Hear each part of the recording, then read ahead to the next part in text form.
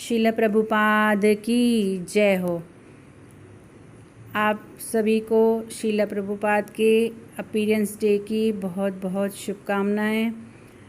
पहले हम उनका अभिषेक देखते हैं, फिर पंचामृत के विषय जानते हैं कि पंचामृत क्या होता है, कैसे करना चाहिए, उसका महत्व क्या होता है। हरे कृष्णा कृष्णा कृष्णा हरे हरे, हरे राम राम राम हरे हरे। हरे कृष्णा कृष्णा कृष्णा हरे हरे, हरे राम राम हरे हरे। हरे कृष्णा कृष्णा कृष्णा हरे हरे, हरे राम राम राम हरे हरे। हरे कृष्णा कृष्णा कृष्णा हरे कृष्णा कृष्ण कृष्ण हरे हरे। आइए, पंचामृत किसे कहते हैं, पंचामृत बनाने की सही विधि क्या है, शास्त्रों में इसका क्या परिणाम बताया गया है। हम सभी जानते तो हैं कि 5 चीज़ों को मिलाते हैं हम, तो उसे पंचामृत कहा जाता है।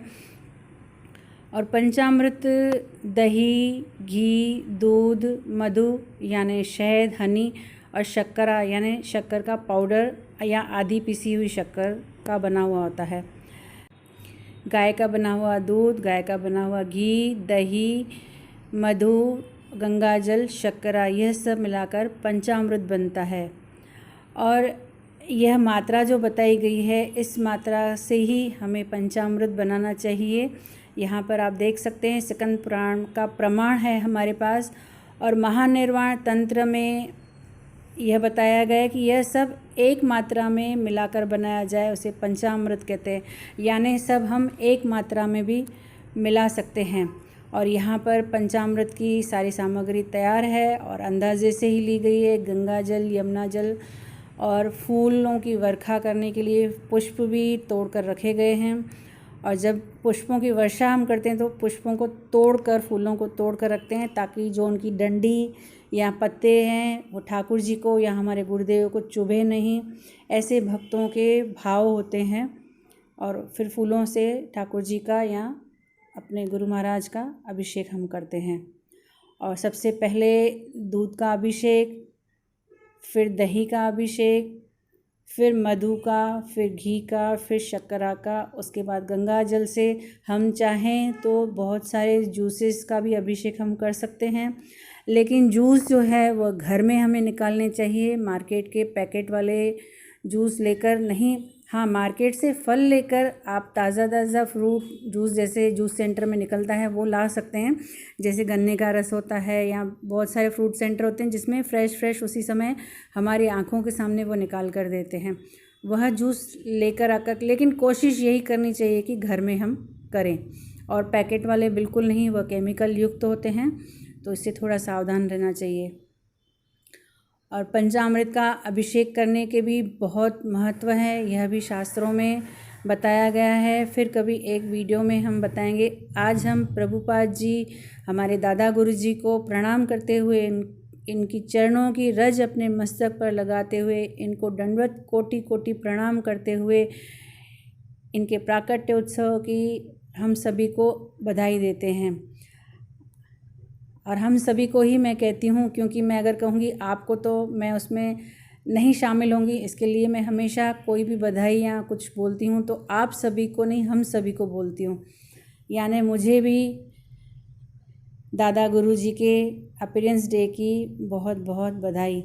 और बहुत सारे भक्तगण इस दिन, ये देखिए, सारे पंचामृत से अभिषेक करने के बाद, गंगा जल अभिषेक करने के बाद उनको फिर अच्छे से पोंछ कर उनकी आरती उतारी गई। और वासधूप ये ज़रूर करना चाहिए, पंचामृत के अभिषेक के बाद धूप वास ज़रूर करना चाहिए। जैसे प्रभुपाद जी हम सब जानते हैं इस दिन के 12 बजे तक व्रत रखा जाता है। उसके बाद अभिषेक करने के बाद पंचामृत से अपना व्रत तोड़कर हम अन्न ग्रहण कर सकते हैं। और कई लोग अपने अपने अनुकूलता के हिसाब से फलाहार पर भी यह व्रत रखते हैं। जैसे व्रत रखने का मतलब यह होता है कि हम सामने वाले की कृपा पाना चाहते हैं। जैसे जन्माष्टमी का व्रत कल एक भागवत वक्ता मेरे से चर्चा कर रहे थे कि ब्रह्मवेत्ता पुराण में शास्त्र का नाम भूल रही हूँ, उन्होंने लिखा था कि 200 करोड़ एकादशी जितना फल सिर्फ एक जन्माष्टमी के व्रत रखने से हमें मिल जाता है। और 100 जन्म तक हमारे पाप जो हमने किए होते हैं पिछले, वो सारे नष्ट हो जाते हैं। यानी एक जन्म नहीं कह रही हूँ मैं, 100 जन्म कह रही हूँ। तो ये व्रत रखने की, कई लोग कहते हैं व्रत में कुछ नहीं रखा है। हाँ, लेकिन हमारी जो कई माताएं होती है, बहनें जो होती है, गर्भवती हो या कोई बुज़ुर्ग है और कोई बीमार व्यक्ति है, वो व्रत ना करें। वह अपने मन से ही जन्माष्टमी का या कोई भी जो व्रत होता है वह रख सकते हैं।